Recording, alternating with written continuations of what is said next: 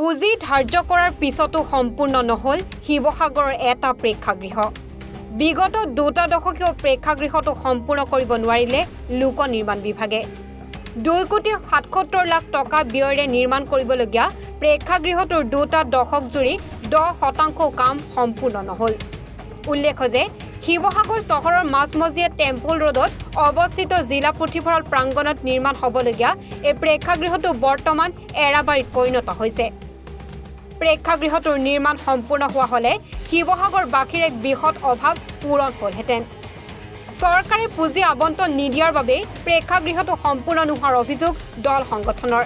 সম্প্ৰতি অসম্পূৰ্ণ প্ৰেক্ষাগৃহক লৈ শিৱসাগৰৰ দল সংগঠনে প্ৰতিক্ৰিয়া প্ৰকাশ কৰিছে। অসম্পূৰ্ণ প্ৰেক্ষাগৃহটোৰ পুঁজি মোকলাই দিয়াৰ লগতে নিৰ্মাণ কাৰ্য সম্পূৰ্ণ কৰিবৰ বাবে চৰকাৰলৈ আহ্বান দল সংগঠনৰ। চাওক, শিৱসাগৰ জিলা পুথিভঁৰালৰ কিনাৰতে নিৰ্মীয়মান অৱস্থাত থকা মানে 2002 চনতে নিৰ্মাণ আৰম্ভ কৰা এটা প্ৰেক্ষাগৃহ, এই প্ৰেক্ষাগৃহটো সম্পূৰ্ণ পৰিত্যক্ত অৱস্থাত বৰ্তমান পৰি আছে। আমি দেখা পাইছোঁ যে প্ৰেক্ষাগৃহটো নিৰ্মাণৰ নামত কেৱল মাত্ৰ 10% কাম কৰি পিনি গোটেই কামখিনি পেলাই থৈ দিছে।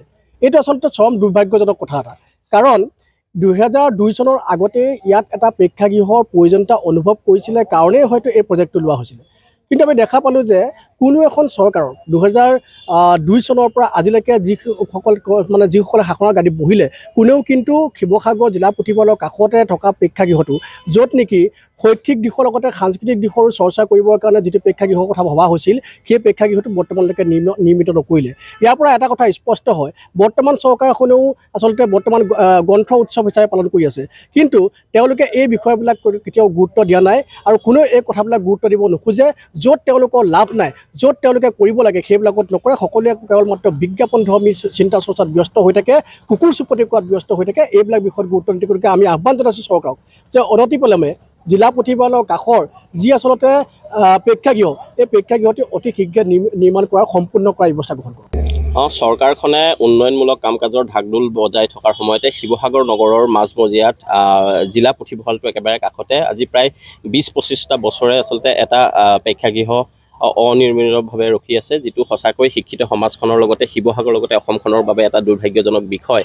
আমি দেখা পাইছোঁ যে এই ক্ষেত্ৰত আচলতে চৰকাৰখনৰ যি ধৰণৰ সদিচ্ছা থাকিব লাগিছিল সেই সদিচ্ছাৰ অভাৱ দেখিছোঁ। গতিকে আমি চৰকাৰ তথা শিক্ষা বিভাগলৈ আমি অনুৰোধ জনাব বিচাৰিছোঁ বা বিভাগলৈ আমি অনুৰোধ জনাব বিচাৰিছোঁ যে শিৱসাগৰৰ লগতে অসমৰ শিক্ষাখণ্ডৰ বা সাংস্কৃতিক জগতখনত যিহেতু এই প্ৰেক্ষাগৃহটোৰ অত্যন্ত প্ৰয়োজন আছিল, গতিকে চৰকাৰ বা প্ৰশাসনে এই ক্ষেত্ৰত ব্যৱস্থা গ্ৰহণ কৰক আৰু অনতি পলমে এই যি নিৰ্মীয়মান অৱস্থাত আছে প্ৰেক্ষাগৃহটো, এই প্ৰেক্ষাগৃহটো বনাই ৰাইজলৈ উপহাৰ স্বৰূপে দিয়াৰ ব্যৱস্থা গ্ৰহণ কৰিবলৈ আহ্বান জনাইছোঁ।